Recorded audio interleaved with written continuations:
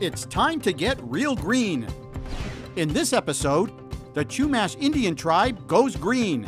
We have drip irrigation and contoured landscaping, so the ground is contoured to collect the water and have it soak in as opposed to running off.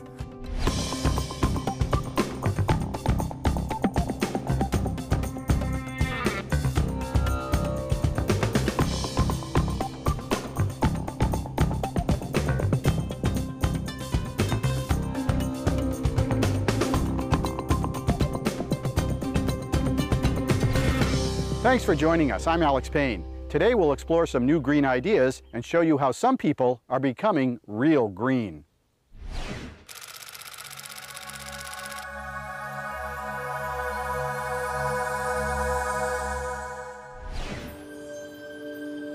At the Chumash Indian Resort and Reservation in California, going green has been the tribe's primary focus. This tribe has been established in the area for thousands of years, but the federal government officially recognized them in 1901.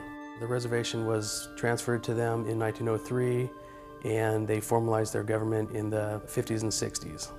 My name is Jesse Patterson. I'm the Environmental Management Specialist for the San Ynez Band of Chumash Indians, and I am part of the San Ynez Chumash Environmental Office. We're a department of the tribal government, and so we service the entire Chumash tribal community. And we're responsible for managing the 137-acre reservation as the environmental department and things that fall under that. The tribe has proven to be an environmental leader over the last decade through its programs and projects. The casino has been recognized by the EPA as one of the greenest in California, maybe one of the greenest casinos in the country. So we're definitely getting recognized for our efforts. The health clinic and the tribal government building both have solar panels on them, produces 44% of our daily use.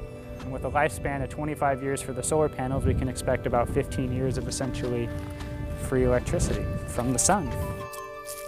We pride ourselves on our focus in using organic products, mulches, fertilizers, and pesticides that are rated for organic use.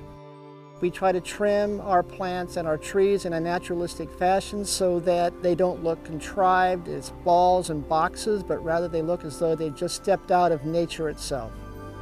What we have here is one of the corners of the entrance to the casino grounds. We have a mixture of both native plants and non-native plants. All the plants here are drought resistant and are allied in one shape or another to other plants that are native to California.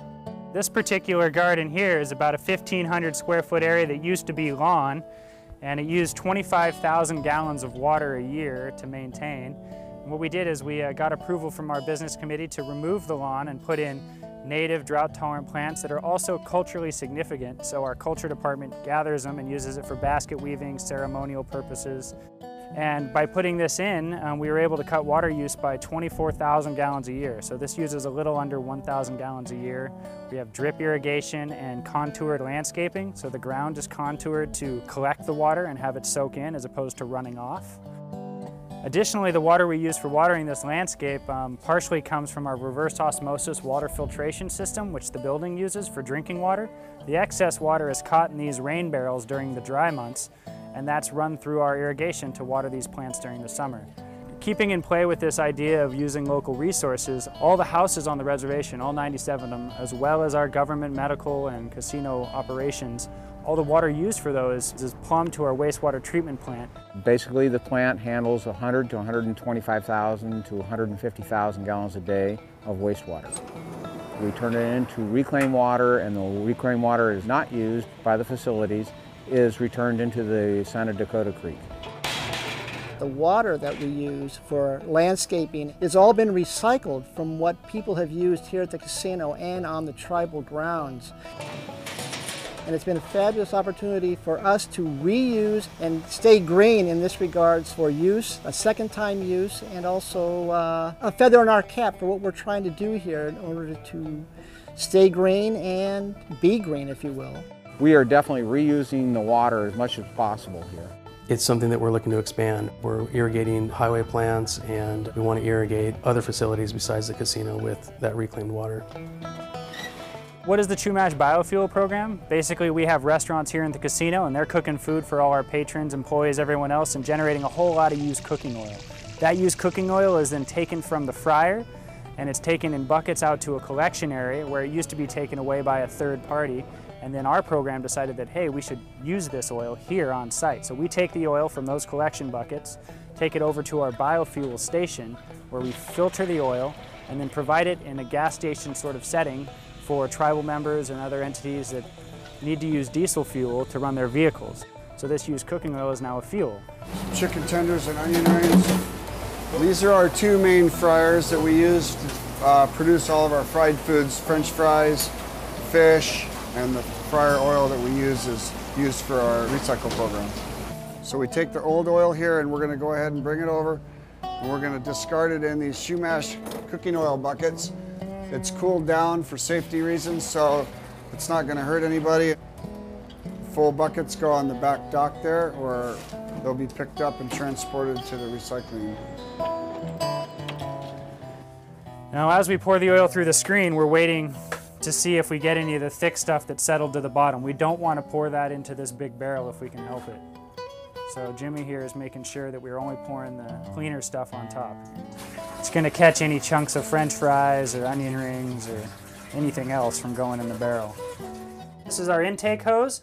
It goes either into our big barrel where we just screened or from our clean poly tank into here, so wherever we're pumping from. Once it sucks through here, it goes through this poly hose, through our two filters, through a pump and a meter, so we know exactly how much we're pumping, and then wherever we want it. And we got clean fuel ready to go. Jimmy will be here. You park the car accordingly depending on what side the fill tank is on. Ours is underneath the driver's side wheel well. Turn on the pump.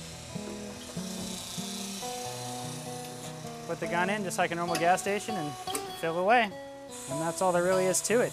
Once we finish filling up, thanks Jimmy, make sure we put the fuel cap back on and pretty much good to go.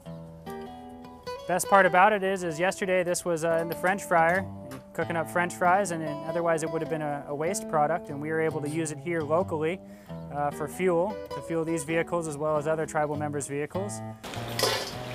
It makes us feel good, and we're doing our part in the green program and recycling the oil in the kitchen, and hopefully it helps out in the long run. All the time it takes to really be green and do a good job, I think we do really well here. If it saves money to implement a green initiative, then it's a win-win. You can still implement all these things, and a lot of times it's more economically efficient and it makes you a more successful business. And the tribe has fully embraced that and implemented several green alternatives. And being green is what we're doing here on the Chumash Reservation. We're going to keep doing it. I think we are making a big difference. We are one of the leaders in our community when it comes to environmental management, and we're going to continue to do, what we think is best for the environment, for our own community, and for the planet.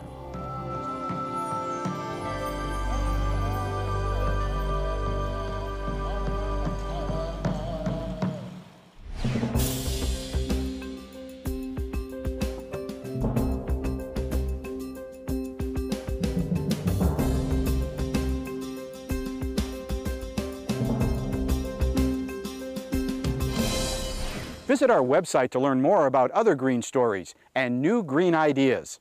Don't go away, we'll be right back.